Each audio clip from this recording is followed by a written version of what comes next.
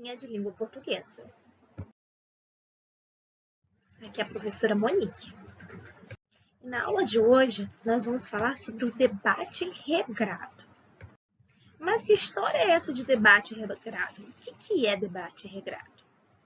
Debate regrado é um gênero oral, né? Ou seja, ele é principalmente falado e não escrito, em que duas ou mais pessoas se reúnem para conversar sobre duas ideias diferentes, para debater, levantando argumentos que defendam a sua linha de pensamento. O debate é bastante comum durante campanhas políticas, em escolas, faculdades, comunidades, né? Como o nome indica, ele segue determinadas regras que foram dadas antes do debate começar, como tempo de fala e direito a réplicas e tréplicas. Este tipo de debate é muito comum durante o período eleitoral, onde os candidatos se reúnem e apresentam suas propostas de governo. Não basta ter uma opinião sobre o assunto, mas é preciso saber expor, falar sobre opinião. Então, não é uma questão de quem grita mais que vai colocar o seu ponto de vista da maneira correta. Não, ele segue algumas regras específicas, né? É você expor a sua opinião sobre um determinado tema, né? Mas seguindo as regras de tempo, de direito de réplica, dar a chance do outro colocar a opinião dele, argumentar de uma forma coesa e coerente, né? Ele segue regras. E aí justamente falaremos dessas características, dessas regras.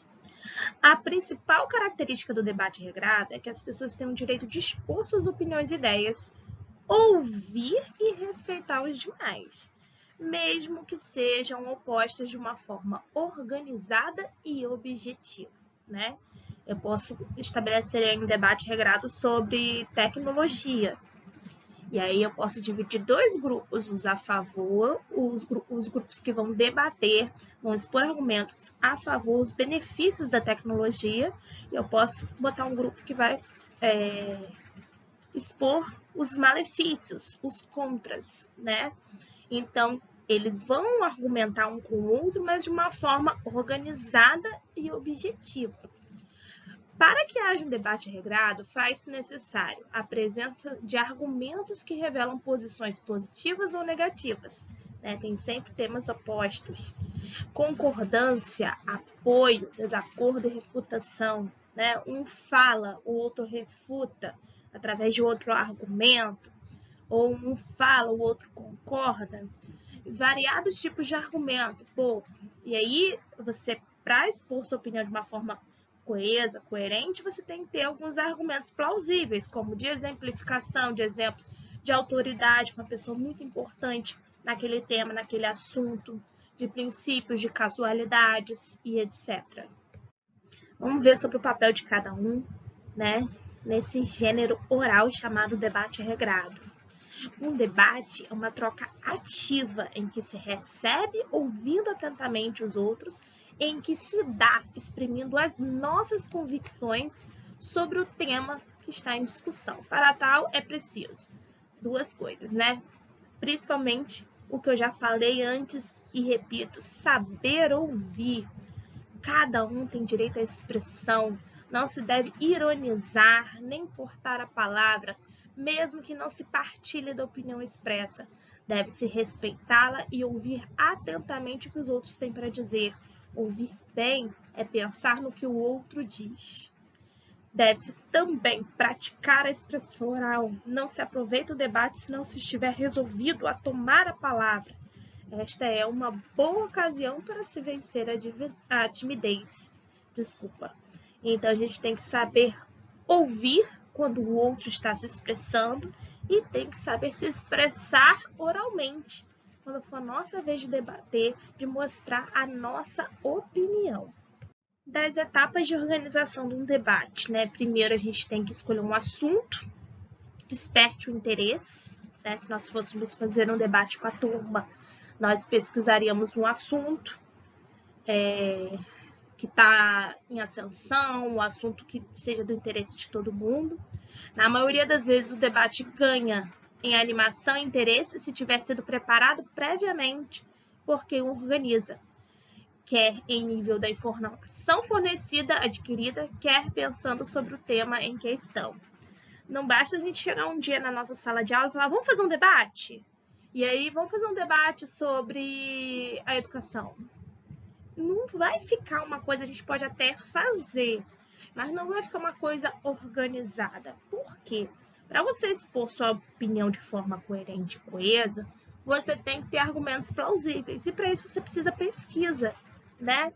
Então, na maioria das vezes, o debate ele fica interessante quando os grupos eles têm tempo de se preparar para ele.